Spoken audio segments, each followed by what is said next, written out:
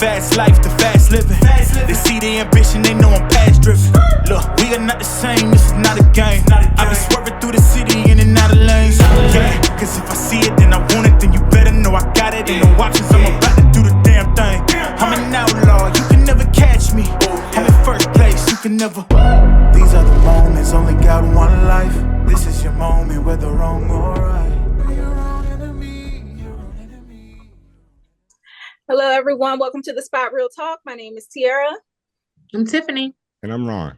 And we have a fabulous guest here. We have several people actually joining us as guests. So real quick, just go around, say your name and where you're from. Let's kick it off with Utopia. Hi, I'm Utopia. Welcome. Welcome. Thank you. And next up. Anybody. Nita. Okay. Hi, everyone. I'm Janice. I am from the DMV. Welcome. And Nita from the DMV as well. Mm-hmm. DMV representing. Yes. Fellas. Hey, everybody. I'm Ron H. You probably remember me. I'm back. Yes, indeed. It's Big J of VKJ TV from New York City. All right now. I love it. So we thank you all so much for joining us because we have a very, very special guest today. If you have been watching Cross on Amazon Prime, then you will be very familiar with who we're about to bring in. So Ron, would you like to do the honors? Let's do it. What's up, Hey, what's up, Johnny?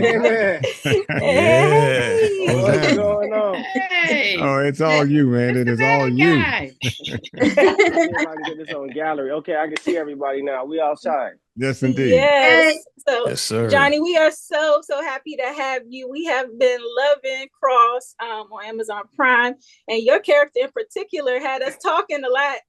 A lot. He's something to talk about. Yes, indeed. So we got a lot of people on the panel today, a lot of questions for you. So without further ado, I will turn it over to my guest host to kick it off. Ron or Tiff, one of y'all want to get us started? Hey, I'll be happy to do so. Happy.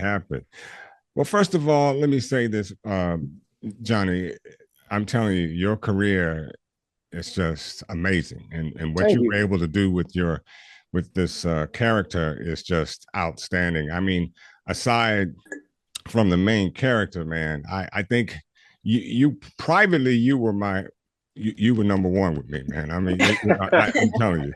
I mean, I don't normally vote for villains, but you the man. You're the man. I appreciate you. But what I'd like to ask is, explain how Bobby Trey's transformation went from a police officer to a top-notch villain. I guess hopefully that'll get explored in later seasons. We'll see. Okay. But for me, the thing that Ben Watkins, shout out to our showrunner, told me about his backstory that was the most important. One of the first things in the script is it says he fake smiles a lot. Mm-hmm. So I wrote that down. Then they said he's entirely motivated by money. I wrote that down.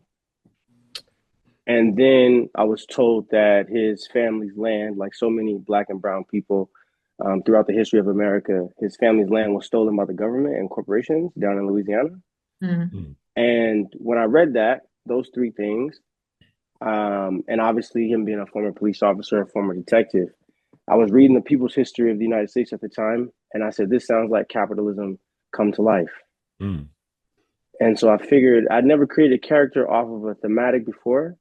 And so capitalism is incredibly charming. It reels you in, and then it's incredibly murderous and villainous. Wow. It'll pollute a shoreline on purpose, and then sell the water back to the community for $4.55, and put Black people in the commercial with natural hair, tap dancing, and all that.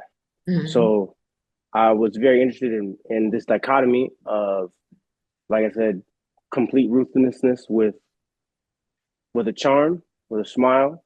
And also, I think Bobby Trey, just even in his subconscious, I think he understands the villainry that can come with some police work. I mean, we talk about Sandra Macy, We can talk. We know the violence that policing in the United States has wrought. He's seen that with his own eyes, and he understands firsthand what capitalism can do. So I think in his veins, he says, if y'all can get this money like that too, then I'm gonna follow in y'all footsteps.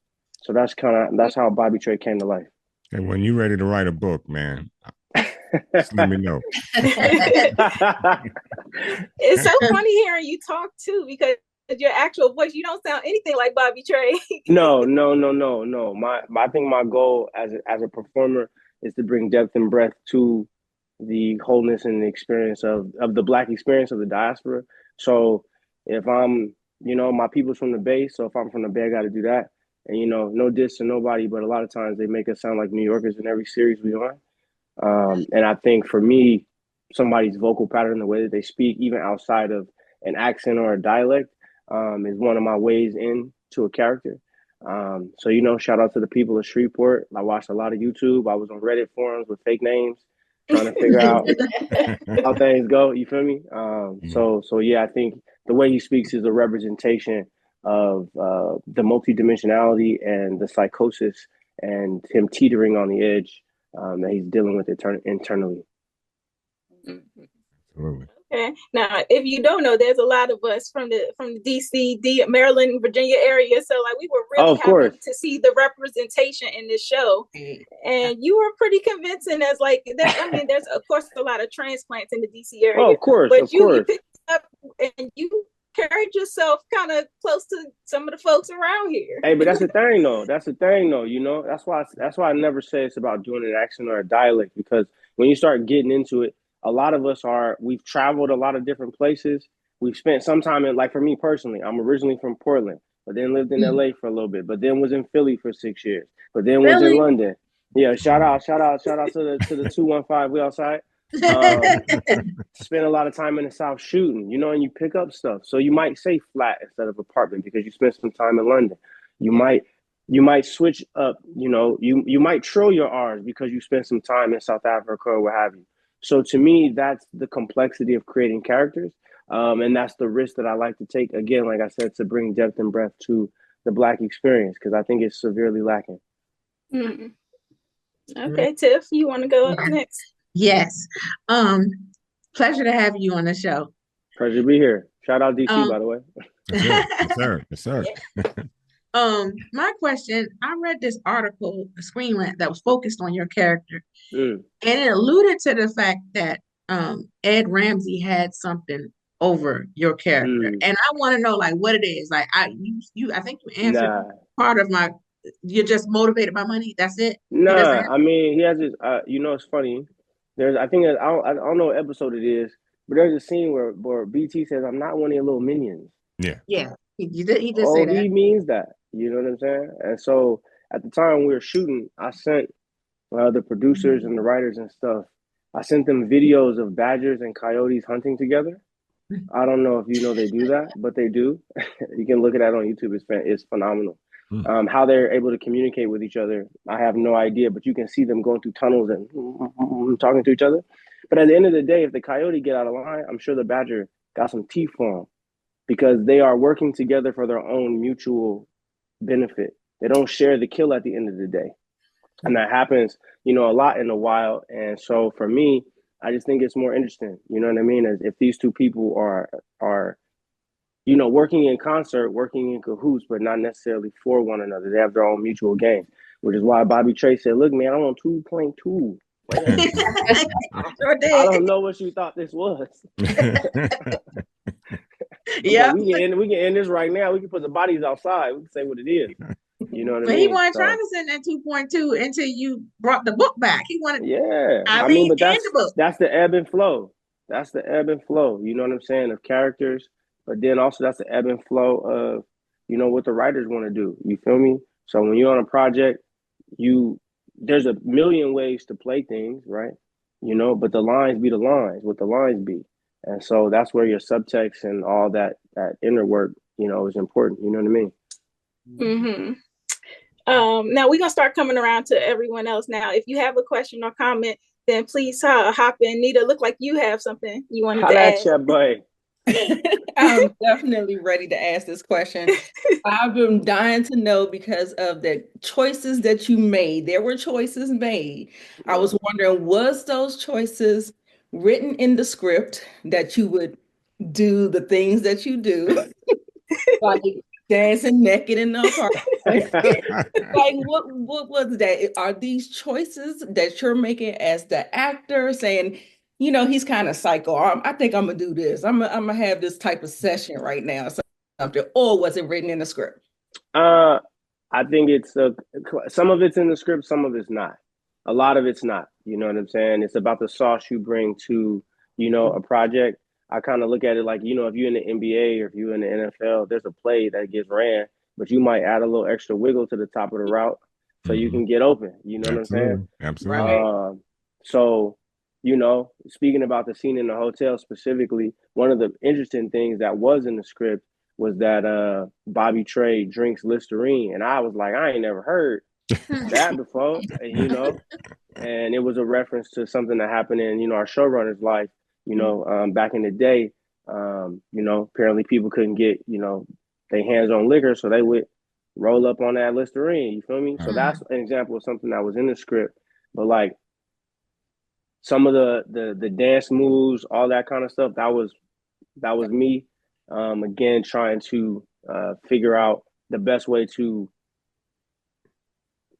pay homage to where we are. You know what I'm saying? If anything, like in the script, the song is in the script, right? But I tell the writers sometimes I don't know. Sometimes y'all don't know what y'all write, and that record is it's a probate song for the alphas, for Alpha Phi Alpha. And so for me, I was studying probates and stuff like that on YouTube and all that, because why can't Bobby Trey be an alpha? Why can't, maybe he did some stuff on a HBCU at some point, and you know what I mean? So that's how you can, again, create iconography that people can recognize. There's a conversation. Should he be naked? Nah, I don't really believe in nudity. So I'm like, nah, let's hold off on that, because I think the kind of garment that somebody wears says more about them than them just being naked. You feel me? I think that takes people out of a project, because the first thing you say is, oh, how big is this? Oh, her breasts look nice, this, that, and the third. It's got nothing to do with the scene. But now if it's a G-string, that says something about who this brother is. And then that also says something, and it doesn't have to necessarily be a sexuality or any of that kind of stuff. If you actually look, I do a lot of research, as you can tell, you know what I mean? You can actually look, and some men find it more comfortable. It just is what it is. So for me, again, everything I do is filtered through is filtered through culture, is rooted in something. I try to tell the truth as much as possible. It's a lot of lying going on, as far as our image is concerned. So I'm not interested in any kind of narrative or any of that kind of stuff, because you'll hear that a lot. A lot of the athletes will say that because they got millions of dollars and they can produce their own stuff now. So they'll be like, I want to get my narrative out there. That's a pronoun. That's, you know what I mean? I'm interested in the community. I'm interested in telling the truth, what the truth is, and I try to filter that through my characters. I heard that. I'd actually like to go next because what Anita asked. Hey, How you doing? How you say your name? How you say your name? Utopia. Utopia? That's beautiful. Utopia. Outside. Utopia. You got it. Yep. Outside. So what Anita asked, I actually was going to ask about, like what parts were ad-libbed, because you talked about the different dialects, but really this was like the crazy, right? So I'll kind of piggyback off her question and ask, so out of all the different things that you ad-libbed, whether it was verbal or just in your movements, was there anything that when you look back on the different scenes, anything that stood out that you kind of thought like, damn, I killed that. Like I added that. I mean, shit, the whole season. We outside. It's true. It's true. I think the thing so first of all, let me say this. When you're on a series that's written really well, it's not a lot of ad-libbing going on. Everything that's there is like, unless it's a dialect choice or something like that, everything is a conversation between you and the writers.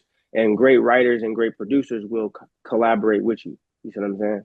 So the thing I think, but in that respect, I think the thing I'm most proud of is the scene on the DC wharf, the Shreveport stuffed shrimp.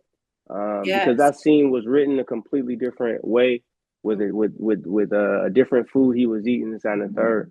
And again, because I do a lot of research, I found out that in Shreveport they have this delicacy that dates back to the 1920s. Shreveport stuffed shrimp. It's one of the oldest Black-owned restaurants in the country. And so I sent the writers and the producers a bunch of Food Network stuff, YouTube articles, and I said it would be dope. You know what I mean? It would be dope if this could be included.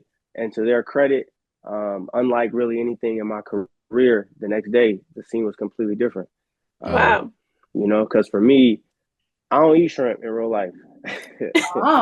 But it ain't about that. It's about the character. Like I said, I ain't interested in doing me. I'm doing the character. So now you have this really great moment where he can say, "Hold up, I'm straight up from the bottom." So right, it better be what right. is this? This got to be right. So I really enjoyed that scene, and then in the teaser scene at the end, because one of the things Bobby Trey's a former police officer. He knows that a detective. He knows that police are legally allowed to lie to you.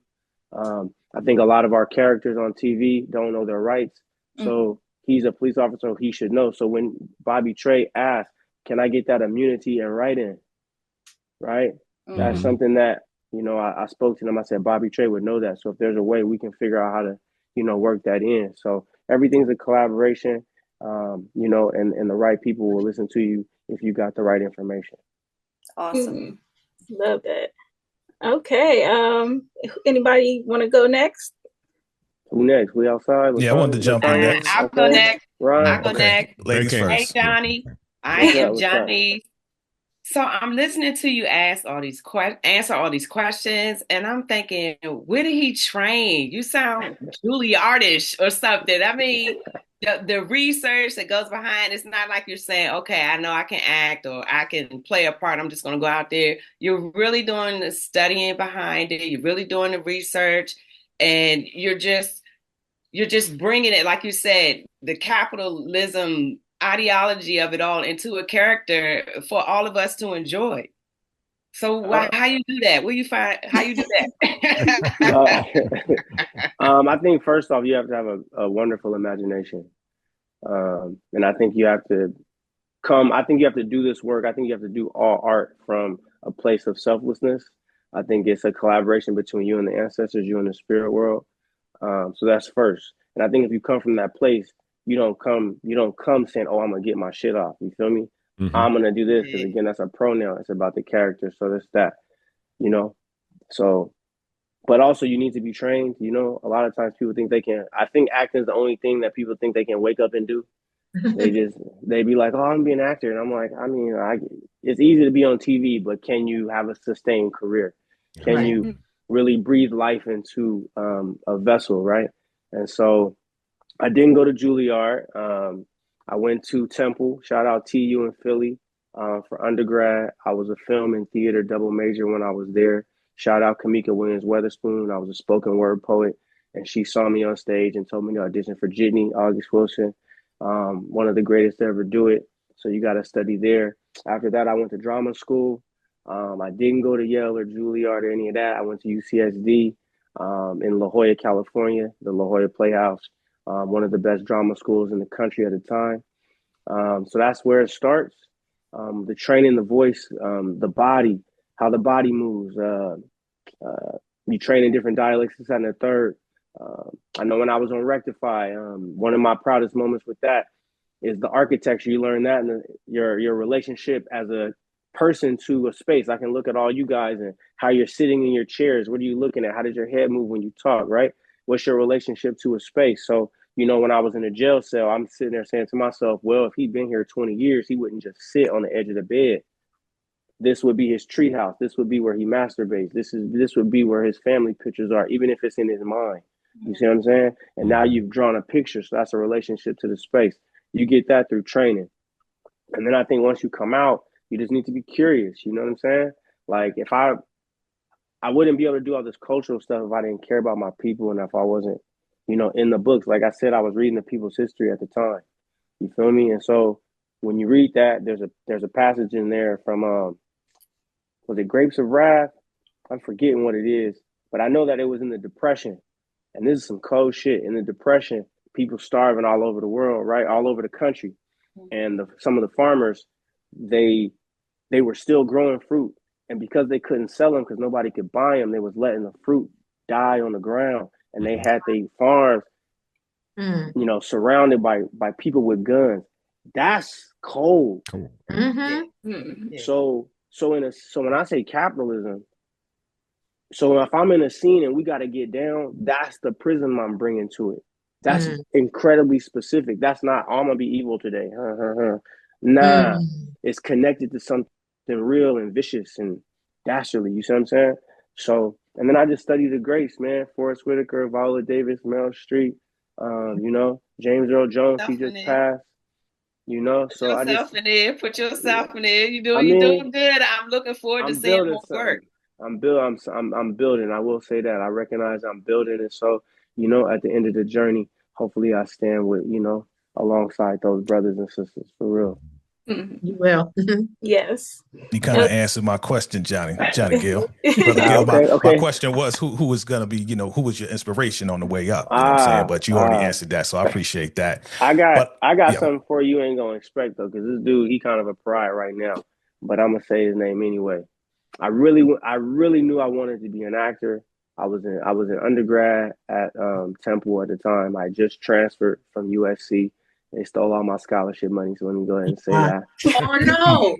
Yeah. Wow.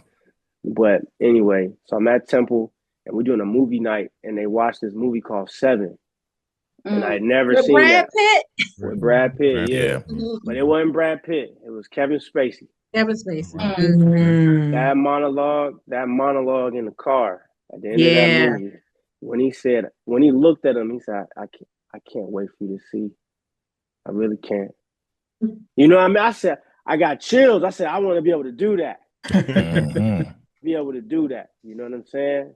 A woman so ugly on the inside, she can't bear to go on if she's not beautiful on the outside. You know what I mean? Like, that's a cold monologue. And so I was like, I want to be able to do that. So that's what really kicked me off, you know, really wanting to be an inspiration. But then, like I said, throughout, you can look on my IG, I got that scene between James Earl Jones and Courtney B. Vance from Fences. Woo! Chat. Woo. There we go. I get the goosebumps, man. I was watching Heath Ledger Joker last night and was like, yo, this dude is cooking. He killed it. He killed it. He did. I just get excited. You know what I mean? Mm-hmm. Now, James, did you have another second part of your question? Because you sound like you had a second half to that. Oh yeah, go ahead. I did. Yes. I mean, I see your name, Johnny Ray Gill. You see my name, James Brown. I go by VKJTV. My question is, have you ever been mistaken when you go and try out as you know, them thinking that you're Johnny Gill, the singer, instead of Johnny Ray Gill? Nah. If anything, I get that online. Like, people will tag me trying to tag him. So there's that. You know, I get the Johnny Gill stuff, like, you know, like back in the day when I was going to the post office and there'd be like a black woman behind the counter and she'll check my ID and she'll be like, Johnny Gill, huh? My. And I'm like, thank you. Please mail mine. This is urgent, please. So yeah, but it's crazy though, because I'm a junior, so I'm named after my father. So he's Johnny Ray Gill Sr. So I always say I'm named after the bread making Johnny Gill, not the singing Johnny Gill. Yes, sir. I'm Johnny Gill 2.0, baby. Well, the singing Johnny Gill is from DC. Yeah, I was thinking that. He's from the DMV. DC specifically. Yeah. I did not know that. Yeah. Okay. Yeah. Gill is my mother's maiden name, so I need okay. To check, I need to check some history. Hey, listen, Ancestry.com. Look, look. Cousins, we all cousins. Tanya, did you have a question you wanted to throw out there? Well, sorry, I joined late, so I don't know if y'all asked this question. He mentioned the scene at the wharf, which I loved. As soon as I saw the wharf, I was like home because I'm a native Washingtonian. Yeah. Ward 8, Southeast and Southwest DC. And so who put that mambo sauce in there? The mambo that was in the script. I didn't know what mambo sauce was in the first year. I didn't know what it was. I never tasted it. So you know, again, in the interest of research, I had some shipped to me. Because I wasn't going to change it out. Sometimes they'll be like, you know, they can put something else on there that you like to eat. And so I don't do that. I was like, all right, as long as I'm not allergic, I want to get my mouth fixed to like what it's like. You know what I mean? Mm-hmm. So I had some mumbo sauce sent to me out here in LA. Porter, I was like, oh, okay, we good. You know what I mean? And so it say sloppy in the script. I was with the props people. They was like, is that enough? I said, no, man, I need this to be drenched. I'm talking about I should be falling off my fingers so I can let's go. Look, that mambo sauce comes in that spicy and mild, and I love it both. I got the spice. I had to get a little spice. Everything nice. Yes, man. The people behind the counter at the wharf, it felt like that they are true to, because I felt like I recognized them for real, because I go to right? Crabs. So I felt like I recognized them. So I didn't know if they were extras or did you know if they actually worked there? I mean, to be real with you, I don't know, because when I'm on set, I be doing me. Okay. So I wasn't asking all that. I will say I don't think they had the whole thing shut down. I think they had like a piece of it. I will say funny little nugget. When I first read the script, in the script it says Bobby Trey bends down. So I'm in my house trying to work this out. I'm like, why would I bend down on this scene? I don't understand. Oh, this is ridiculous. And so I'm trying to work it out. I'm like, okay, how we none of this feel right. Then when I got there, I said, oh, it's down inside the situation. I got it. Okay, I understand. You know, then I just had to figure out how to bend down in them cowboy boots.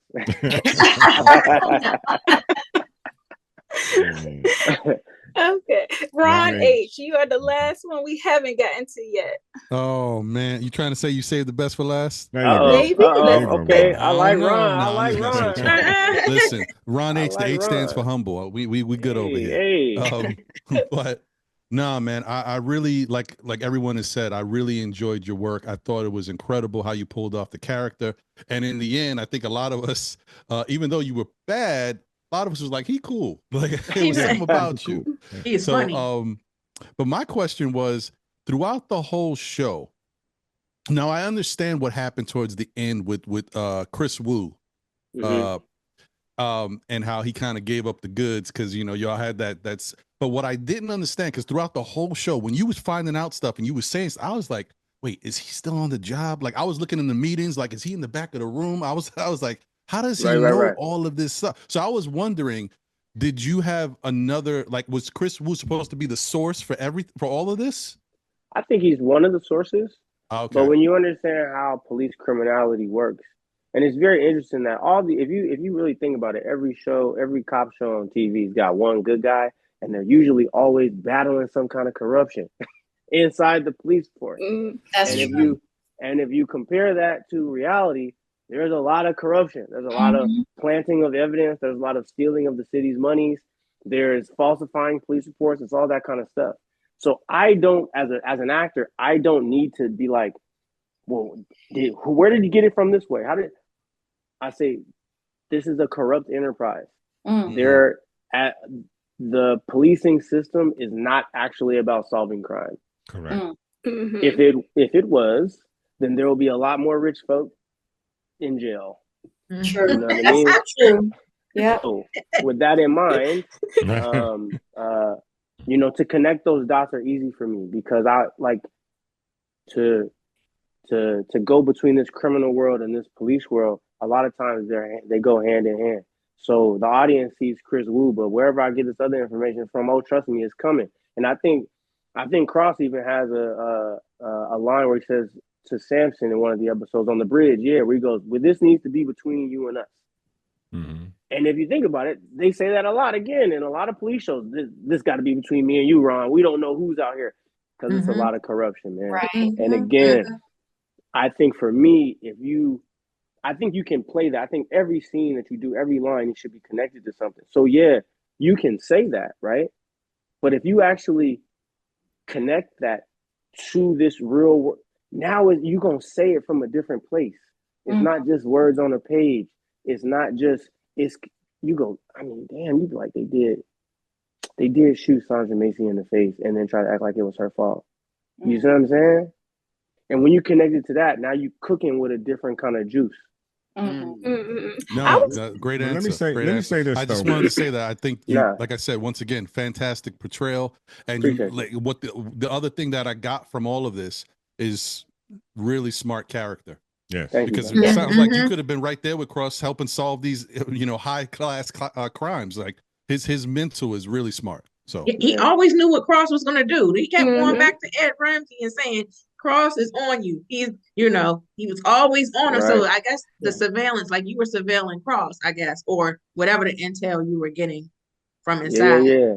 It's just that Bobby Trey, as Ben told me, he got a different moral code. And I think a lot of times, I don't really believe that these sociopaths are created. Like, a lot of times in a lot of other work, it's something happened to them. They had this one incident when they were a child. I personally don't believe that. There's very few people that come to the planet that's just evil. I don't believe that.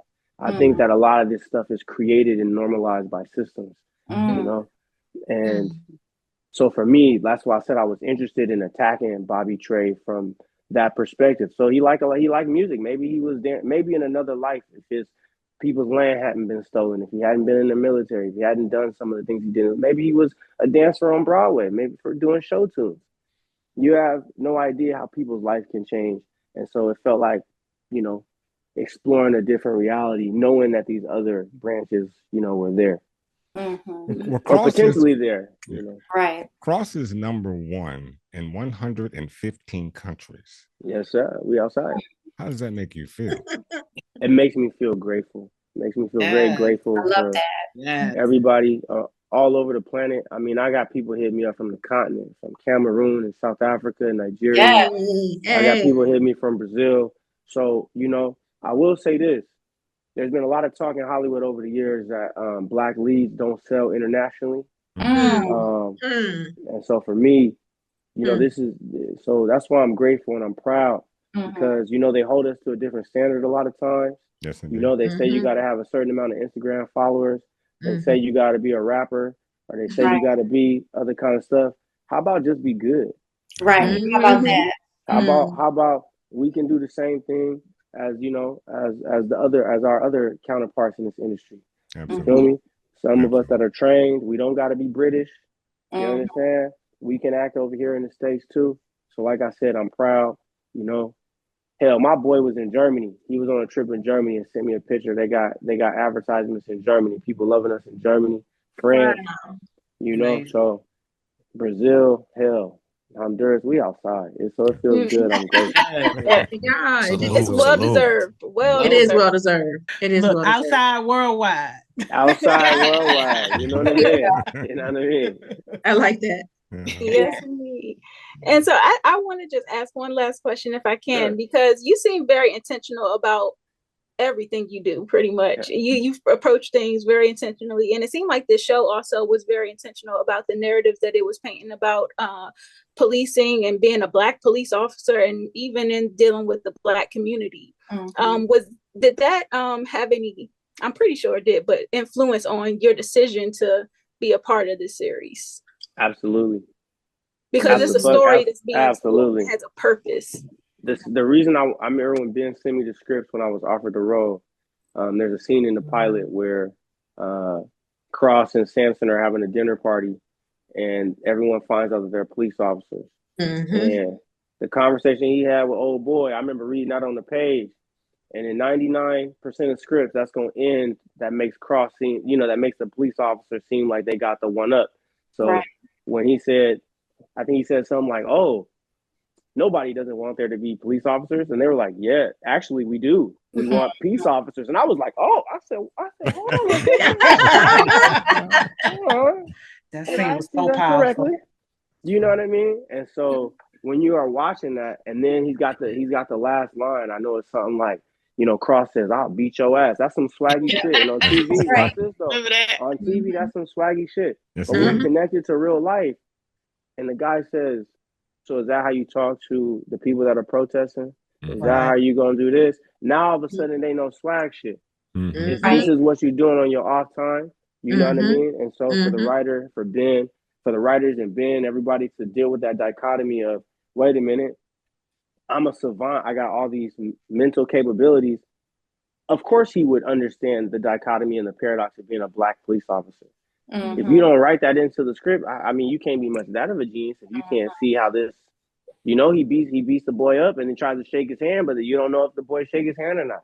Mm-hmm. So those are the nuances that excited me about the project. And you know, big shout out to Ben and Sam and everybody on this thing that you know opened the door for us. You know what I'm saying? Big shout to Al and the whole cast and crew. Like, you know, we was really cooking as a team and as a community, man. Isaiah, Alona, Samantha. So, you know, just shout out to everybody. It's good times. Awesome. Yeah, y'all did a fantastic job. And I think that, you know, we love Bobby Trey, but getting to talk to Johnny Ray Gill today, I think we are even more impressed with you and your process and how you approach things. Yeah. Absolutely. Thank you. I appreciate you. In fact, when we were talking about who should we have on the show, you know, of course the major names come up, but then when we said Bobby, I'm like, okay, now that we gotta have him on the show. We gotta have Johnny. You gotta have him on the show. And I want to say that scene in The Wharf when you were getting on my boy about that food and what it should be. Look, I'm gonna tell you, Johnny, I felt the boy's pain. I'm like, I'm like, okay. I was scared for him. I was scared for him too. Yeah. I was scared. I love that scene, man. I love that scene because I remember when we was doing it. One of my favorite moments that scene when he tapped the sign and the joint started wobbling, and then he talked, and I think he had a line for real, and I was like, that ain't what I asked. And I would have been like, yo, bro, what you on, man? I'm like, well, hey, man, I just work here, bro. I don't know what you on. So, but that scene was fun to shoot for sure. He was shook. I'm looking forward to seeing season 2 because I want to see like your character, like the brutality. I was struck by that because when Bobby killed Vanessa, like he slit her throat. Oh yeah, and then then the way he talked to bro at the wharf, I was like, well, this is, you know, he used to be a cop. Like, how did we get here? So I want to unpack and that. here's the thing, though. But that's the question, though. You said, how did we get here? Yeah, we was already there. You see that? You see what I mean? Yes. We was already there. Yeah. Like, systems are about learned violence. You understand? So we was already there. Imagine the things that you've seen if you've been a member of the military. Yes. Imagine the things that you've seen if you've been a police officer, things you've heard. I remember in the Pacific Northwest when they was on a police chase and they ran over that Indian woman in the intersection and the officer was on the phone laughing about it. Wow. You don't think the other members of the department heard about that? Yes, I remember that. Yeah. You don't think they took that home, even if they're not the ones? You hear about that. So Right. So for me, we already there. Mm-hmm. And I was taught how to do this and put my feelings and emotions in the back to accomplish whatever needs to transpire. You feel me? So that's how for me I connect. That's what I noticed about the difference between you and Cross. Cross is emotional, intelligent. Bobby is intelligent, but he's not emotional. He's able to his soul. Yeah, he cold-blooded, man. He cold-blooded. Ice. And, you know, equally smart, equally intelligent. Ice cold. And he's fearless. You know, you got up in the serial killer's face like, is that a threat? You right. Know what I'm saying? Like you knew like we can get this popping. We can this will go a whole other way. Two sides of the same coin. And it's fascinating for me because you can see how, for me, just as a viewer watching, you know, what we created, you see how the same system can take people that were a part of it in different directions. You know what I mean? So yeah, my foot's always rooted in what the truth is, you know? So, and being able to actualize that even in the subtext in the work that you do. Okay. Tiff, you want to close us out? Because I know you look like you had one last thing to throw in there. I was just going to say to Janice when she said she thought that Cross is emotional. I said, I feel like Cross is emotional now because he's still grieving. I don't feel like that emotional. I mean, it's only been a year since his wife has been killed and then he's being stalked. So I think those emotional outbursts had a lot to do with the grieving. I don't think that's truly who he is. I think he's probably, I mean, maybe not like Bobby, but I think typically he's probably more it's such a complex character cross, you know, because again, you know, like think about treachery is probably the wrong word, but he went to a little boy's house, lied to him so he could get a password. Yeah. You know what I'm saying? Yep. Yeah. We So talked about that. Yeah, Ron, we got this little we segment talked about that. We Look, had a whole debate. So that's why I said by any means necessary. And so when I say, so when I'm like, so that's why I don't necessarily believe in good guys, bad guys. It's way more complex than that. Yeah. You know what I mean? Is he a good guy when he was beating on that person because he assumed that he did something that he didn't do? How often have people been assumed to do something just because they ran or this, that, and the third? So to me, I think because of the complexity of the writers and Ben Watkins, and then the complexity people are bringing to their roles, when you really sit down and study it, like it's okay, good guy, but like this is not, you know, other movies where it's a two-dimensional, you know, depiction of what a good guy is, you know, and some spandex or something like that. Right. This dude is dealing with real situations. Like he's dealing with like, I remember my cousin was like, wait, how he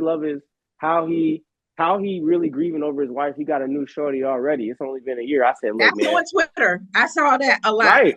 So there's people, and I had to tell a young lady I was talking to, she was like, well, men ain't gonna understand. I said, I had 2 dudes call me saying, I don't know if I mess with that. So people are filtering this stuff through their own experiences, and it's resonating with folks because of just how truthful it is, whether that's about DC, whether it's about Shreveport, whether that's about Black men in therapy, whether that's about Black love, whether it's about Black family, Black brotherhood, you know what I mean? Brotherhood in general, policing. You know, there's so many, the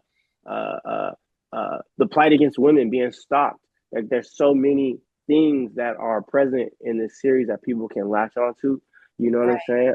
How kids fall between, they've lost their mother and they're trying to find, you know, their way. How grandmothers, you know, shout out Miss Juanita Jennings, how grandmothers kind of become the matriarch of a family and hold them together and be the glue. Like there's so much that's in this series. And I think that's why it's resonating with people all over the world.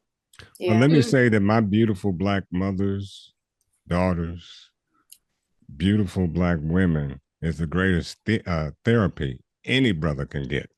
And that's why I rock with that, because she was a gorgeous young lady. Yeah, she was beautiful. So man, good head, and we talked about that. But hey, I'm not mad at that kind of therapy, my brother. Hey!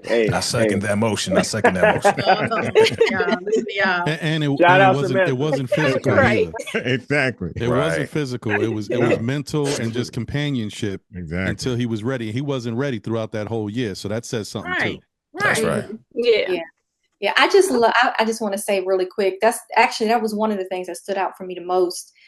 Is, you know, of course, before his wife was killed, just the dynamic between those two and how he just respected and loved and cherished and was like lusting and loving and everything, like all up on his wife. Like there's, you don't really see that a lot in TV and in movies where the Black man is a good husband, you know what I'm saying? And that, I was really, you know, we started it off that way. And I was like, I like that, you know?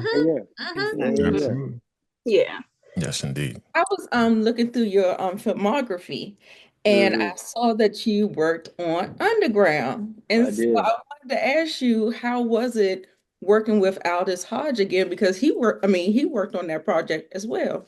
So did y'all have a relationship, or was I mean, I feel like we're stars in the same universe, in the same constellation. So it's beautiful to keep, you know, crossing paths. On Underground, I'm playing a completely different character. So the experience was a bit different. He also played my brother on a show called Rectify. We didn't have any scenes together. So then to, you know, be able to come back around and, you know, work on Cross was, you know, is amazing. So, you know, sometimes you just have, you know, I don't know, maybe they're like actor ties or something like that. So we'll see what the future has for us for sure. But he's a dope brother, dope actor. So I'm thrilled to keep rocking with him. Well, can you keep listing some of the other pieces of art and work you've been in so we can look it up and look for you? Oh, sure, for sure. I was in a series with Mary Elizabeth Weinstein called Brain Dead. I don't know where you can find that, but I was on there. I was on a show called Grand Crew for a little bit. I got a movie on Apple called Rollers you can check out. Okay. There's a video game. I'm the voice of Hog Rider for Clash of Clans. Okay.